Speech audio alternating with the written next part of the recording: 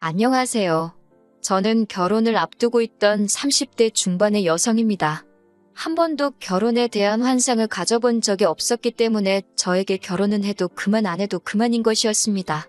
그러다 지금의 남자친구를 만나면서 처음으로 결혼하고 싶다는 생각을 했었지요. 하지만 결국은 저는 혼자 살 팔자인가 봅니다. 내년에는 인생 2막을 시작하게 될 줄 알았는데 씁쓸합니다. 저는 외국계 금융업에 종사하고 있습니다. 결혼을 안 하려던 건 아닌데 늘 공부와 일이 먼저다 보니 연애할 틈이 없었습니다. 가끔 관심을 표현하며 다가오는 남자들이 있었지만 번번이 제가 너무 늦게 눈치를 챘었지요. 말 그대로 버스가 떠난 다음에서야 말이에요. 그러다 보니 어느새 소위 홍기가 가득 차버렸더라고요. 당시 저는 독서토론 동호회 활동을 하고 있었는데 유일하게 직장생활 외에 제가 사람들을 만나는 일이었습니다. 워낙에 사람들 많은 곳에 가는 걸 제가 별로 안 좋아하기도 하고 회사 야근도 많아서 술자리로 이어지는 외부 활동은 하기가 어렵더라고요. 고심 끝에 골라서 시작한 게 독서토론이었지요. 학창시절부터 책을 좋아하기도 했고요. 그곳에서 남자친구를 사귀게 될 줄은 당연히 상상도 못했고 계산에도 없던 일이었습니다. 동호회 인원은 13명이었는데 출석률로 따진다면 50% 정도 되었습니다. 직장인들로 구성되어 있기도 했고 강제성도 없었으니 솔직히 50%도 대단하다고 생각했습니다. 그러다 하루는 저와 남자친구 단 2명만 출석을 한 날이 있었어요. 그날이 저와 남자친구가 사귀게 된 계기였던 것 같아요. 남자친구가 저에게 어차피 우리 둘밖에 없는데 밥이나 먹으러 가자고 하더군요. 저도 회사 끝나자마자 불이 나게 왔던지라 배가 많이 고팠기에 좋다고 했습니다. 그렇게 어쩌다 둘이 사적인 이야기를 나누게 되었는데 말이 잘 통하더라고요. 남자친구는 인근 중견기업에서 일하고 있다고 했습니다. 저희 회사에서 그다지 멀지도 않았고요. 다음엔 퇴근 후에 커피라도 한잔하자는 남자친구의 제안이 싫지 않았어요. 그런 식의 만남이 몇 번 반복되다 보니 어느새 저희는 자연스럽게 연인 사이가 되어 있었습니다. 사귄 지 1년쯤 지났을 무렵 남자친구 집에 인사를 드리러 가게 되었습니다. 남자친구 어머니께서 좋아하신다는 특정 제과점에 케이크와 꽃바구니를 사들고 갔어요. 제가 나이는 있었어도 이런 경험은 처음이라 굉장히 떨리더라고요. 남자친구의 집은 서울 외곽 주택가에 위치해 있었습니다. 솔직히 겉에 보이는 걸로 사람을 평가하면 안 되는 건 저도 잘 알지만 시댁 식구들이 거주하는 곳이 반지하라는 걸 알고는 조금 놀라기는 했어요. 왜냐하면 남자친구는 직장 근처 오피스텔에 살고 있기도 했고 좋은 차도 가지고 있었으니까요. 평소에 씀씀이도 적은 편이 아니었기 때문에 저도 모르게 나름대로 어느 정도 기대치가 있었던 모양입니다. 집 안으로 들어가니 정리가 하나도 안 되어 있었습니다. 신발장에 어지럽게 널브러진 신발들과 여기저기 걸쳐진 옷과 수건들을 보고 있으니 정신이 하나도 없더라고요. 제가 어디 앉아야 할지 갈피조차 잡을 수 없었습니다. 결국 들고 온 케이크와 꽃바구니를 부엌에 내려놓고는 거실 한쪽에 앉았습니다. 소파도 없어서 맨바닥에 앉았어요. 이럴 줄 알았으면 치마 말고 바지를 입고 올 거라는 생각을 하는 찰나였는데 남자친구 어머니께서 고기 사올 줄 알고 고기 구워 먹을 준비를 했는데라며 혀를 차시더라고요. 좀 황당했지만 저도 모르게 죄송하다는 소리가 입에서 튀어나갔습니다. 남자친구가 어머님께 지금이라도 사올 거냐고 물으니까 집 앞에 정육점 가서 사오라고 하셨어요. 안창살 있으면 안창살 사오라고 저희 뒤통수에 대고 소리를 치셨습니다. 정육점으로 가는데 무슨 말을 해야 할지 모르겠더라고요. 남자친구도 제 기분을 눈치챘는지 마음 쓰지 말랍니다. 원래 격식이 없으신 분들이라면서요. 정육점에 도착해서 어머님이 시키신 대로 안창살을 샀습니다. 계산은 남자친구가 했고요. 제가 하려고 했는데 당황한 상태에서 남자친구를 따라 나오다 보니 핸드백을 두고 나왔더라고요. 다시 집에 도착하니 아까 못 봤던 사람이 한 명 있었습니다. 남자친구의 여동생이었어요. 남자친구보다 6살 어린 여동생이 있다는 이야기는 들었는데 친하진 않다고 했어요. 성격이 너무 안 맞는다고요. 너무 뻔뻔하고 생각이 짧아서 이야기를 하다 보면 화가 난다나요. 그때만 해도 제가 실제로 남자친구의 여동생을 본 적은 없었던 상황인데 남자친구가 그렇게 이야기를 하니 오히려 남자친구가 이상해 보였습니다. 좀처럼 남에 대해서 그런 식으로 험담을 하는 성격이 아니거든요.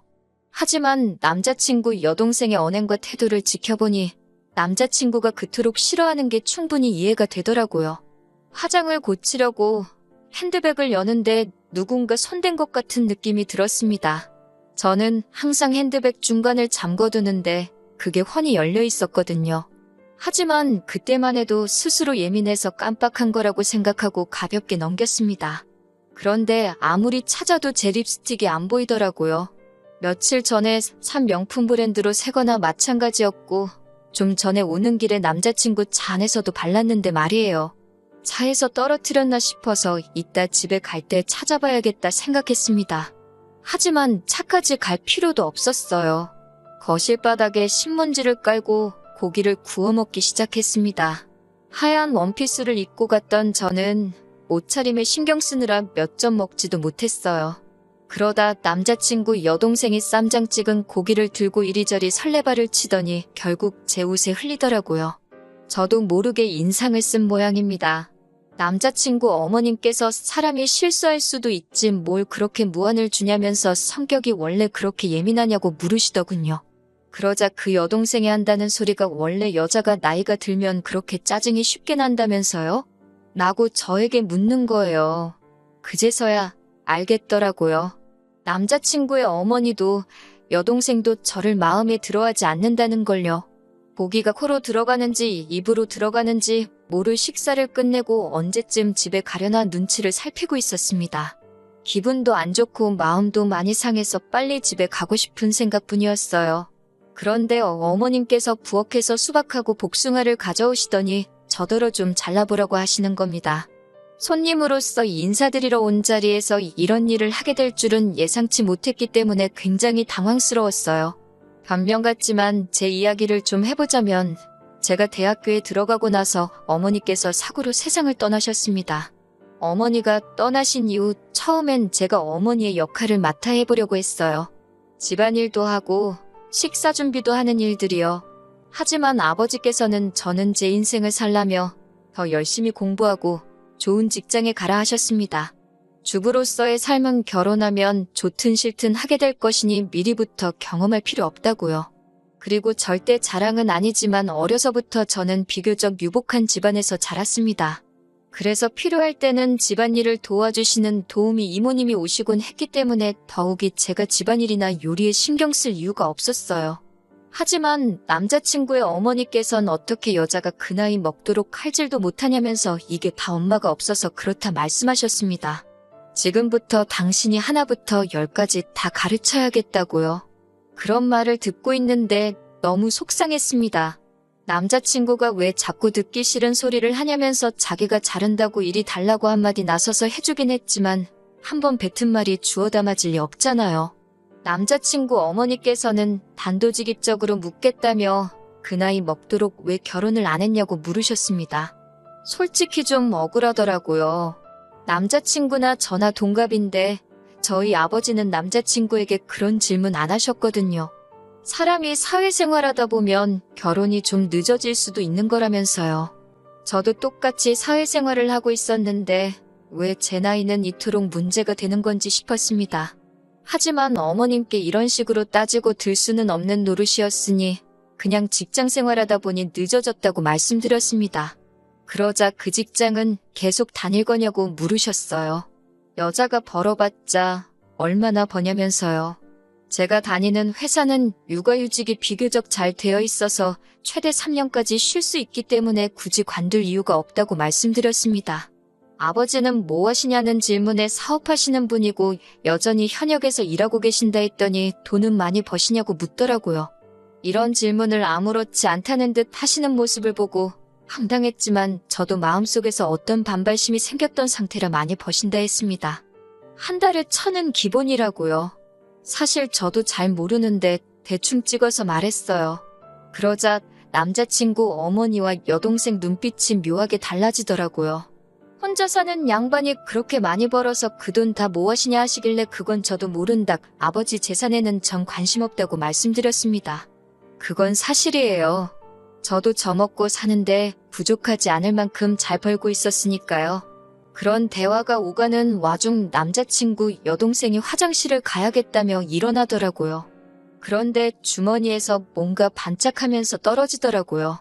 자연스레 시선이 그리 향했는데 제 립스틱이었습니다.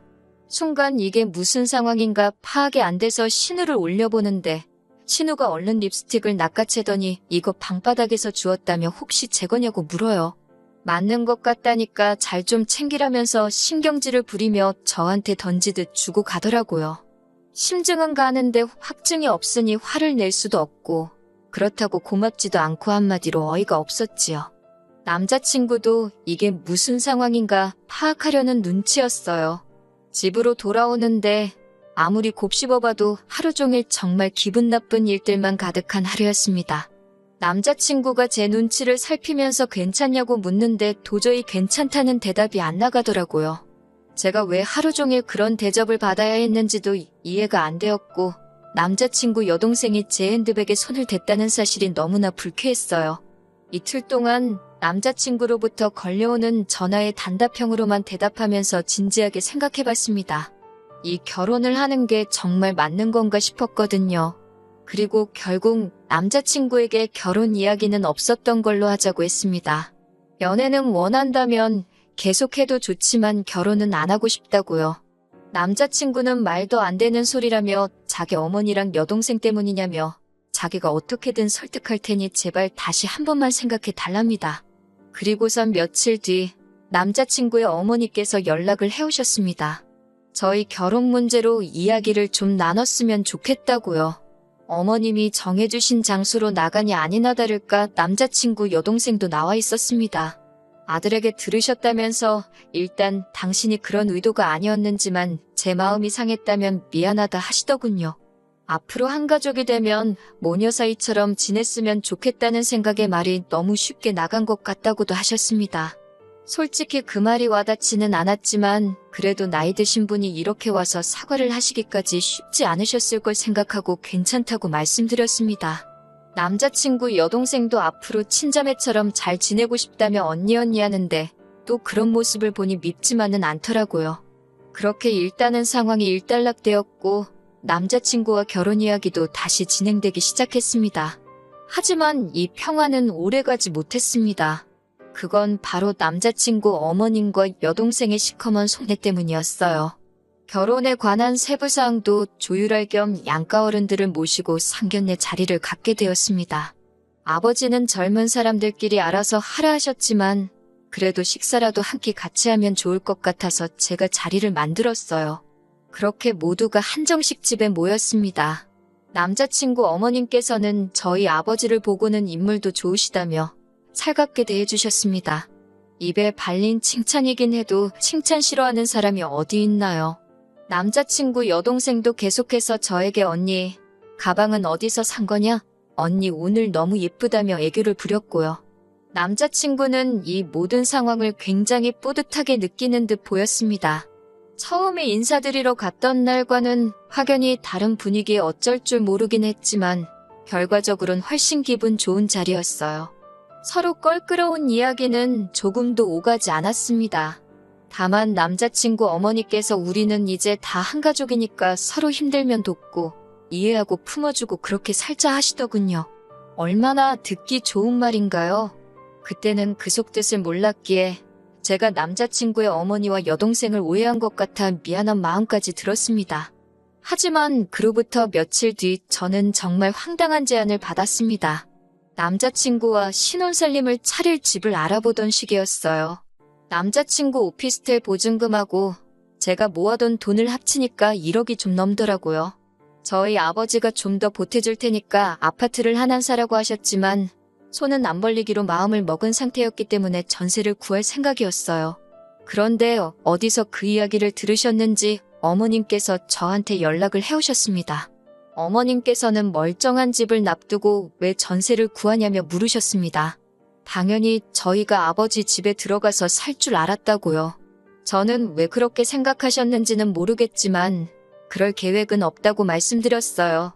그러자 저희가 저희 아버지랑 같이 살면 남자친구의 오피스텔 보증금은 당장 급한 돈이 아니니 빌려 쓰실 참이었대요.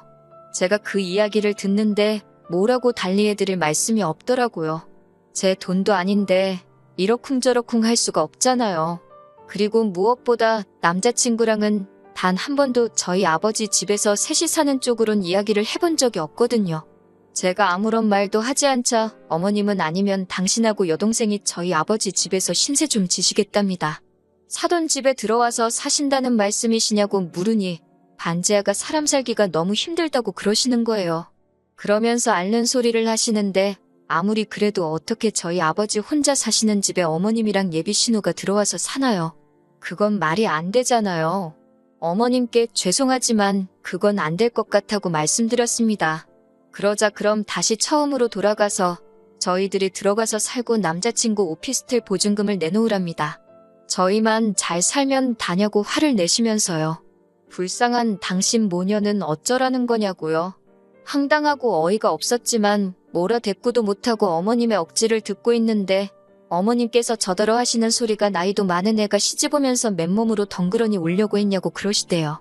내가 너한테 집을 사내라고 한 것도 아니고 내 아들 보증금은 내가 좀 쓸 테니 네 친정 가서 살라는데 그게 그렇게 어렵냐면서 말도 안 되는 소리를 계속 하셨습니다. 자꾸 나이 가지고 뭐라고 하시는데 누가 보면 제가 연하랑 결혼하는 줄 알겠어요.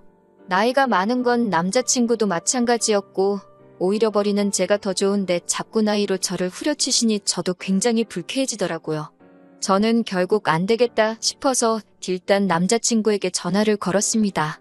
다행히 남자친구가 외근 중이라서 금방 왔습니다.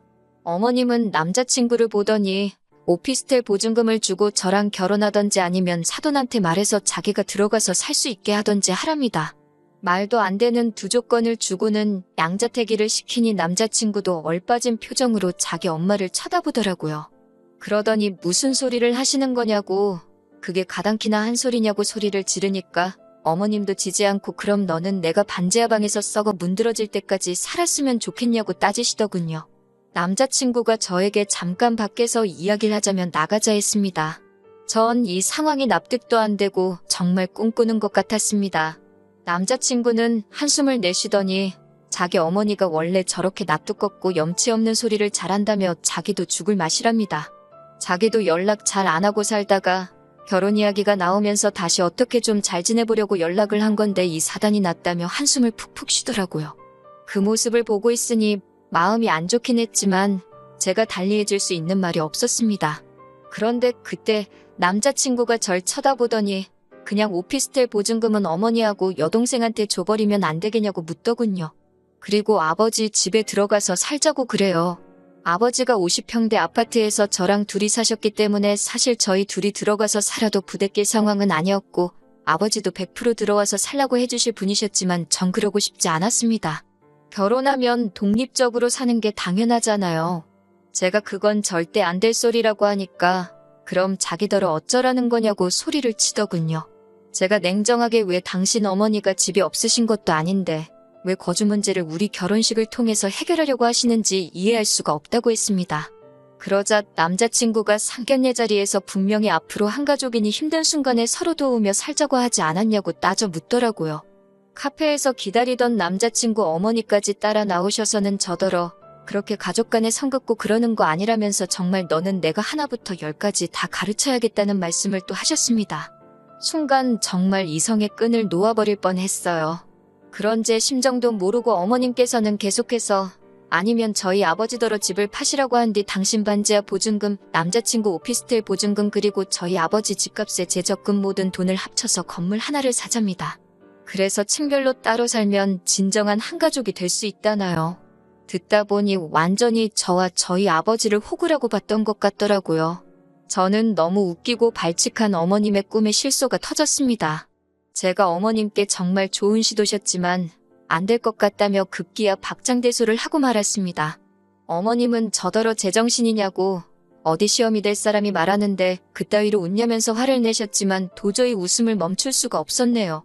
저는 남자친구에게 너도 꿈 깨라고 욕심도 적당히 내라고 배탈난다고 한마디 했습니다. 남자친구는 지금 그게 무슨 소리냐며 결혼할 사이니까 이런저런 방법을 생각해 볼 수도 있는 거 아니냐며 저더러 말 조심하랍니다. 막말로 자기랑 헤어지면 누가 저 쳐다봐주기나 할 것 같냐면서요. 그 말을 듣는데 우습더라고요. 제가 남자친구에게 난 돈이라도 있지만 넌 돈도 없는데 누가 정말 쳐다봐주기나 하겠냐고 똑같이 빈정댔습니다. 이때는 당연히 파혼을 결심한 상황이었기 때문에 말도 막 나가더라고요. 어머님께서 저더러 말 그따위로 할 거냐고 그러길래 어머님 존재 자체가 저 사람한테는 이제 짐이라고 나이 많고 돈도 없는데 홀어머니의 시집 안 간 신우까지 어떤 여자가 시집 오려고 하겠냐고 사부쳤습니다. 아들 총각 귀신 만들기 싫으시면 정신 똑바로 차리시고 사돈될 집안 재산 욕심내지 마시라고 다다다 싸붙이고 손에 2만 원 쥐어드렸습니다. 카페 커피값 내시라고요. 파혼을 하기까지 한 2달 동안 정말 마음이 지옥과 천당을 오가는 기분이었습니다. 그래도 막판에 하고 싶은 말을 다 해서 그런지 미련은 없습니다. 당연히 남자친구에게선 자기가 생각이 짧았다며 그래도 자기 어머니인데 제가 말을 함부로 해서 순간 홧김에 막말을 하게 된 거라고 자기만 잘못한 건 아니랍니다. 그래도 자기가 남자니까 먼저 사과한다고 서로 잘 이 고비를 잘 넘겨보잡니다.